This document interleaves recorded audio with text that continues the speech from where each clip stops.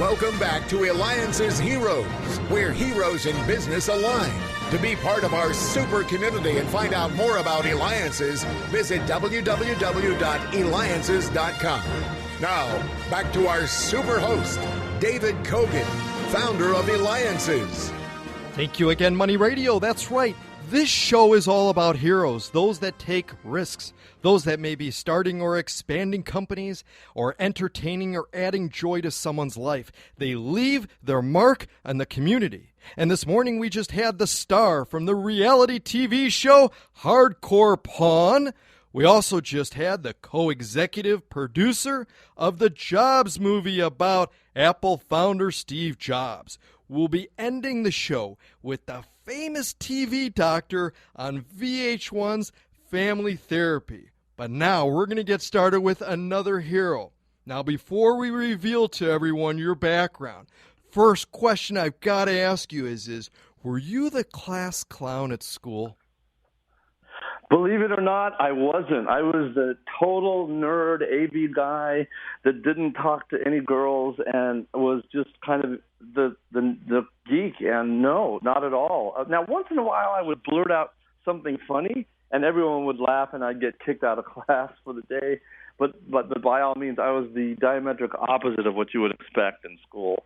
And let me reveal to everyone, we're talking live with Dan Nainan. Now, he is the one who has performed on all late-night shows and even for President Obama. And you could reach him at comediandan.com. That's comediandan.com. You can also go to Eliances.com. We'll have his information, the clip posted there. And you're a comedian. You performed for Hillary Clinton, CNN's Dr. Sanjay Gupta, Howard Dean, Tony Blair's wife, Donald Trump even. Who were you most nervous performing in front of and why? Well, believe it or not, I mean, I loved performing for Mr. Trump. He was really nice to me. I mean, I didn't know what to expect when I met him, and he was extremely nice. But believe it or not, the most nervous was performing for none other than Steve Wozniak.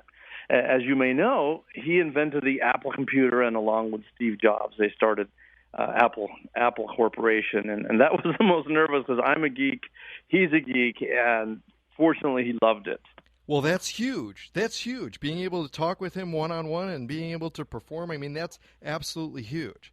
Now, not only that, you've also performed with noted comedians such as Jerry Seinfeld, Bob Saget, Tim Conway, Gary Shandling. The list goes on.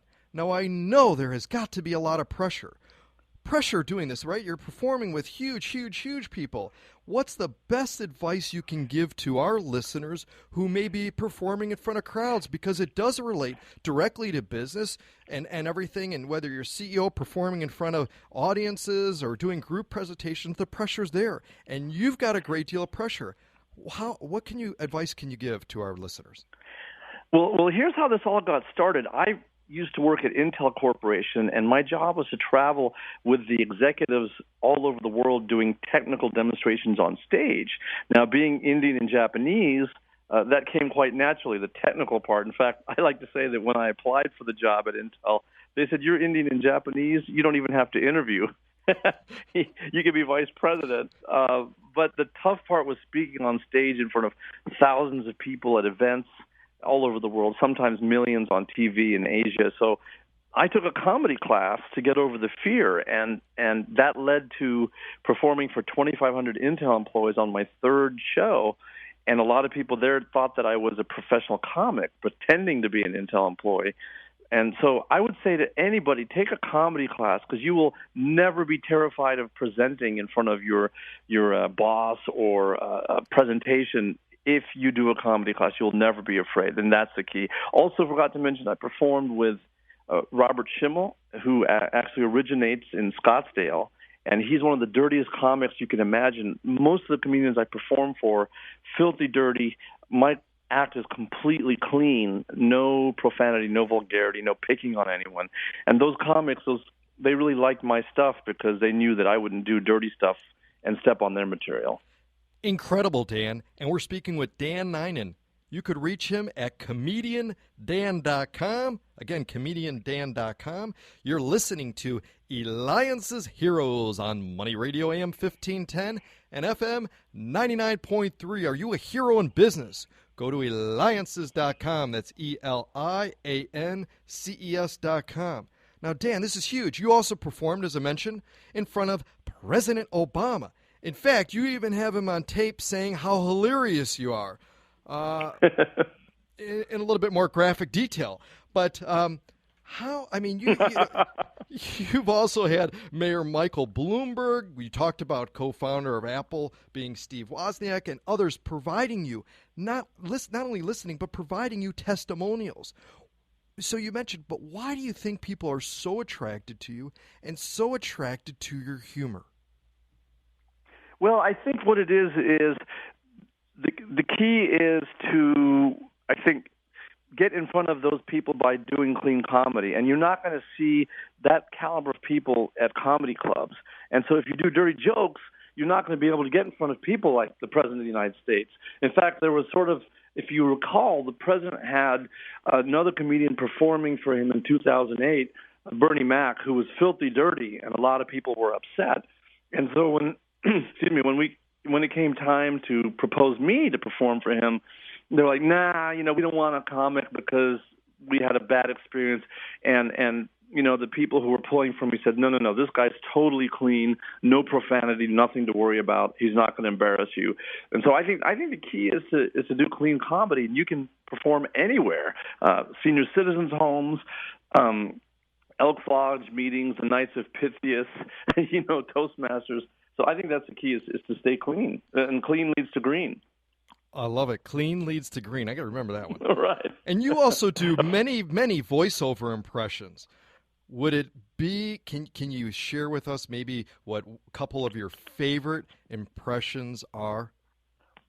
Well, now I'd like to say something to the American people. I think it is time that we have a female president of the White House, which is why I am pulling for Carly Fiorina. All right. Oh, amazing. Now, wait a minute.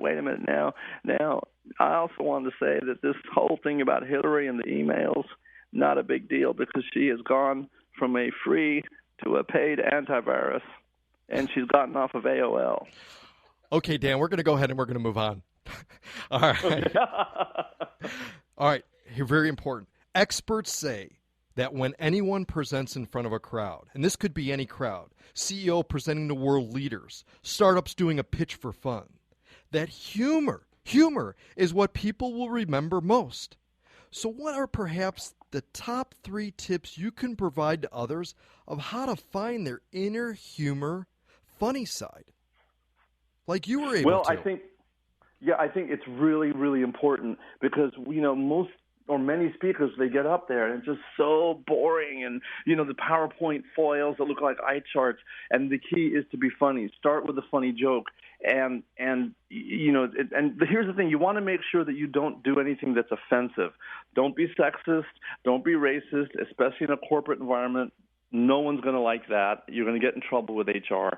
Keep it clean. But I would say get some joke books and get some jokes. Have a comedian write for you sometimes, and you can hire comics really, really cheap anywhere in the country, even online, to do that. And again, my top tip is take a comedy class because that will help you in business. It helped me in business. I was not nervous anymore. It changed my life. Take a comedy class, take a comedy class, take a comedy class. That's tip 1, 2, and 3.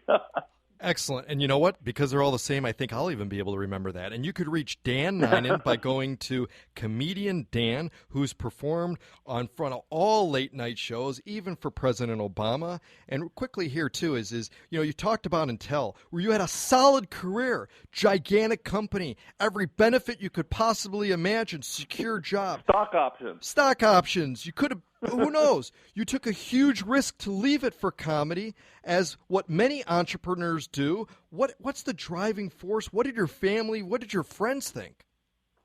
They all thought I was insane. And, you know, I left a perfectly good job, and it took 2 years to make $5. And to make that $5, I had to stand in Times Square. If you've ever been to Times Square, you know you'll see these comedians saying, "Come to my comedy show, come to the comedy show." And I got $1 for each person who came to the show, so I got $5 total.